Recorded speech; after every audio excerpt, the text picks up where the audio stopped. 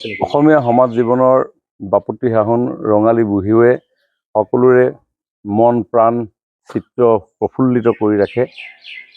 ৰঙালী মানে আনন্দ, ৰঙালী মানে নতুন, এনে এটা ভাৱনাৰে আমাৰ সমাজখনে এই উৎসৱ পালন কৰে। আৰু মই ভাবোঁ যে এই বহাগৰ বতৰে প্ৰফুল্লিত কৰি ৰখা মনে প্ৰাণে আমি সকলোৱে নিজকে উজ্জীৱিত কৰি নতুন দিনৰ পাতনিৰে আমি আমাৰ যাত্ৰা নৱবৰ্ষ আমি আৰম্ভ কৰোঁ। তাৰ কাৰণে এই বহাগ যিয়ে নহওক সমগ্ৰ অসমতে এই প্ৰাণোচ্ছল বহাগৰ উৎসৱে, ৰঙালী উৎসৱে সকলোকে আনন্দিত কৰি ৰাখিছে। সকলো লোকে বিভিন্ন ঠাইত বিভিন্ন ধৰণে বিহু অনুষ্ঠানৰো আয়োজন কৰিছে। আমাৰ চৰকাৰখনেও ৰাইজৰ এই আনন্দৰ লগত ভাগ বতৰুৱা কৰাৰ ক্ষেত্ৰত আমি সহযোগিতা আগবঢ়াইছোঁ। বহু বিহু সন্মিলনলৈ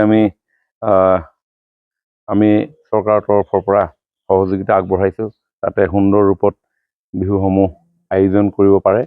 কিন্তু এই মুহূৰ্তত মোৰ এটাই আহ্বান যে ৰং ৰহস্যৰ মাজতো আমি যাতে অধিক উৎফুল্লিত নহৈ আমি সাৱধানতাৰে এই সময়খিনি পাৰ কৰোঁ। কাৰণ যোৱা দুদিনত যথেষ্ট অসমৰ বিভিন্ন প্ৰান্তৰ পৰা দুৰ্ঘটনাজনিত খা খবৰ আহি আছে।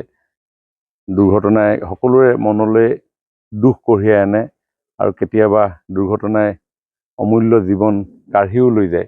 গতিকে কোনোজনেই যাতে প্ৰাণ হেৰুৱাব লগা নহয়, কোনোজনে যাতে দুৰ্ঘটনাত পতিত হ'ব লগা নহয়, কাৰোৰে মনলৈ পৰিয়াললৈ যাতে দুখ নাহে, তাৰ কাৰণে মই ভাবোঁ সাৱধানতা অৱলম্বন কৰা উচিত। আৰু বিহু আয়োজক সমিতিসমূহেও এই ক্ষেত্ৰত অলপ সচেতনতা মই ভাবোঁ যে তেওঁলোকে গ্ৰহণ কৰিব লাগে। বহু দেৰিলৈকে যাতে বিহু অনুষ্ঠানসমূহ নহয়, এটা পৰ্যায়ত লিমিটেশ্যন এটা ৰাখি তাতে যাতে শেষ কৰে, যাতে সকলো নিৰাপদে ঘৰলৈ ঘূৰি যাব পাৰে, এই ক্ষেত্ৰত সকলো সচেতন হ'ব লাগে।